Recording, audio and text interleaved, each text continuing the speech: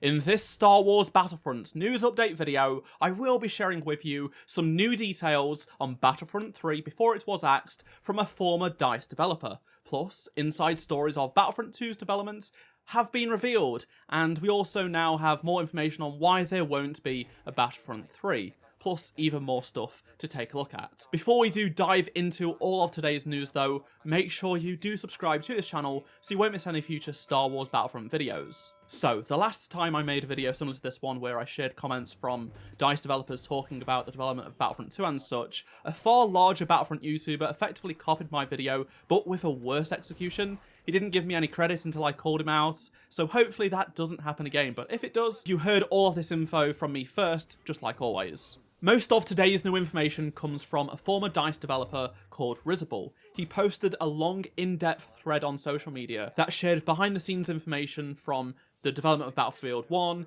through to Battlefront 2, Battlefield 5, and Battlefield 2042. Now, some people may say this guy could just be making things up. We don't even know who he really is, and that's true. However, David Serland, who is a prominent figure in the Battlefield development team, did chime in to add some validity to it. So in case you don't know David, he worked at DICE for many years, he then left and has since returned back to DICE to work on the next Battlefield. He responded to this thread by saying, having been part of, well, almost all of that storyline and currently working on the next one, it makes an interesting thread, not far off the mark in the history side here, but cause and effect is all over the place. Now, this is more in reference to the Battlefield stuff. For example, there is some speculation on why the general manager at DICE, who oversaw the development of Star Wars Battlefront 2015 and then part of Battlefront 2, left, and why he was replaced by Oscar Gabrielson, who made things like the Battlefront companion app at his own company that was acquired by EA and DICE. And Oscar took over during the development of Star Wars Battlefront 2.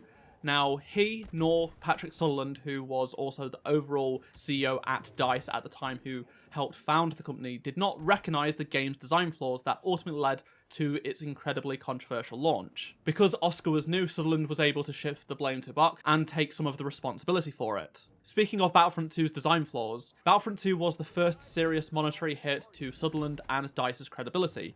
Ultimately, money is everything to EA rather than anything else. Risible said that it's important to remember Battlefield 5 was the first Battlefield game to launch after EA's pivot to live service games. DICE were told that they could no longer sell DLC packs, such as the expansions in Battlefront 2015 and Battlefield 3 and 4. They had to monetize only via non-gameplay impacting cosmetics following the disastrous launch of Battlefront 2, and also after the launch of Battlefront 2's controversy, DICE were afraid of live service games, and rightly so. Due to the issues surrounding Battlefront 2, Battlefield 5 and more, Patrick Sutherland left DICE just before Battlefield 5 launched, and he founded Embark Studios, which I've covered on my channel before, where many former DICE developers, including many Battlefront developers, did go to work and still work. Most people that worked on both Battlefront games are no longer at DICE or even EA. When asked if Battlefront 3 could happen at DICE, Risible said, "I highly doubt it. Battlefront 2 was such a disaster that EA got out of Star Wars multiplayer shooters for good. I mean,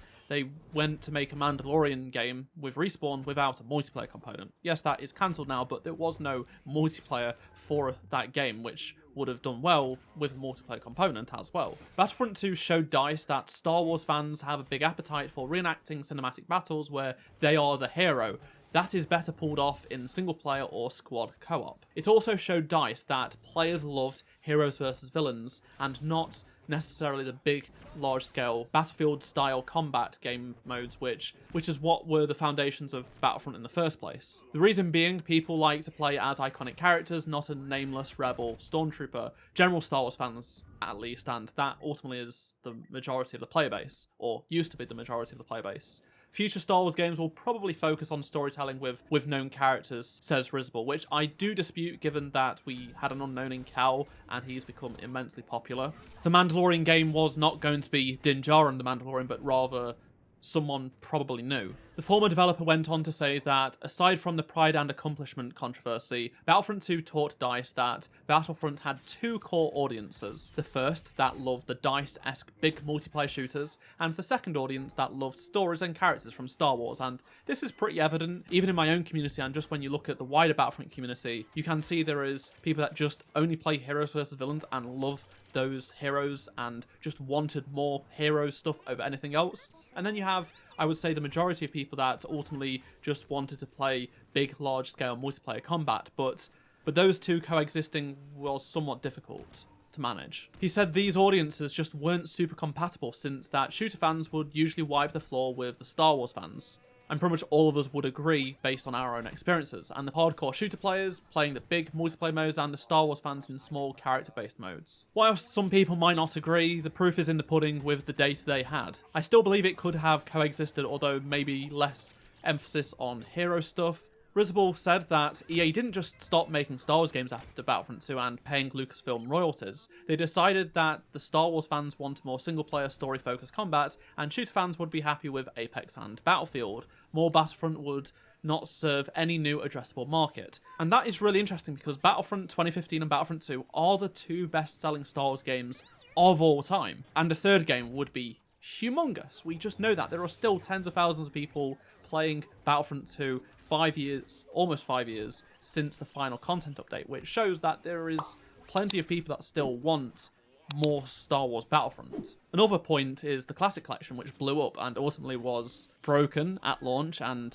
quickly died, but the anticipation was through the roof. But it's true, I remember when Battlefront 2015 was crucified for not having a single-player campaign, and then they did one in Battlefront 2 and people complained that it took away from the multiplayer, it took time and resources and such, and then in some regions like America, Fallen Order came out and has outsold Battlefront 2 in terms of sales, so it is something to keep in mind there, that Star Wars fans predominantly do want that story aspect, and then you have the more shooter fan base, which is sizable. I mean, like I said, the best two selling Star Wars games of all time are Battlefront, but ultimately they are slightly different from the average Star Wars fan. I also have some new comments from Matt, who was a producer on the live service team for Battlefront 2, and he basically reiterated that Padme was in the top 10 of heroes they were thinking of adding. She would have been too similar to Leia, so she would not have been first on the list, but she would have been in the top 10.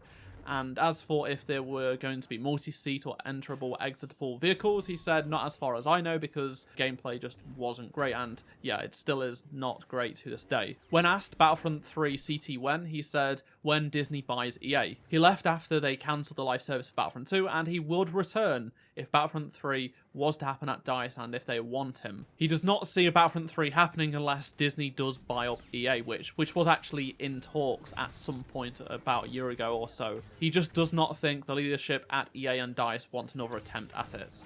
And yeah, pretty much everyone who worked on Battlefront has left, including people like Dennis. He went to make his own company, which many of the Battlefront team went to work at. In terms of developers' names that I know that still work at DICE who worked on Battlefront 2, there is like 3 of them. That's it. Pretty much everyone else left a few months after Battlefront 2 was cancelled. Let's now talk about Battlefront 3 even more, including its codename, which is brand new information. So, speaking of Dennis, Risible did say that Dennis and Adam Clark took over Battlefront 2's live service after the game stumbled through its launch. They're both real ones and did a ton of work to revitalise the game and add fun new content. They used it as a demo/testing ground for Battlefront 3 concepts. Battlefront 3 was codenamed Wasp, and the team pitched it multiple times in multiple ways, using data from their Battlefront 2 testing. None of the pitches moved forward, I don't know why. Most likely, DICE did not get the budget from EA. Now, we already knew from Dennis a few years ago, I think he posted it on Reddit, that he did pitch Battlefront 3. It was various prototypes that were highly well received in testing, but it never got the green light. So Wasp was the codename. Previous codenames for Battlefront are, for Battlefront 2015, it was White Shark, and Walrus was Battlefront 2. Risible went on to say that Dennis is a big fan of the Clone Wars animated series, so I would have expected it to have more prequels and extended universe content. I don't think he necessarily means expanded universe Legends content. Sure, there could have been some of that, for example, such as Old Republic stuff, but I think he means things like Rebels as opposed to the films. Having known Dennis personally along with many of the other developers at DICE, and I spoke to many of them many times over the years, I know that they loved the Clone Wars and Rebels and such. when I interviewed Dennis, I asked him who's his favourite character and things like that, and he told me it was Obi-Wan Kenobi and the 212th Battalion. Even the game's hero designer Guillaume was a huge Ahsoka fan, but ultimately couldn't get one of his favourite characters in the game due to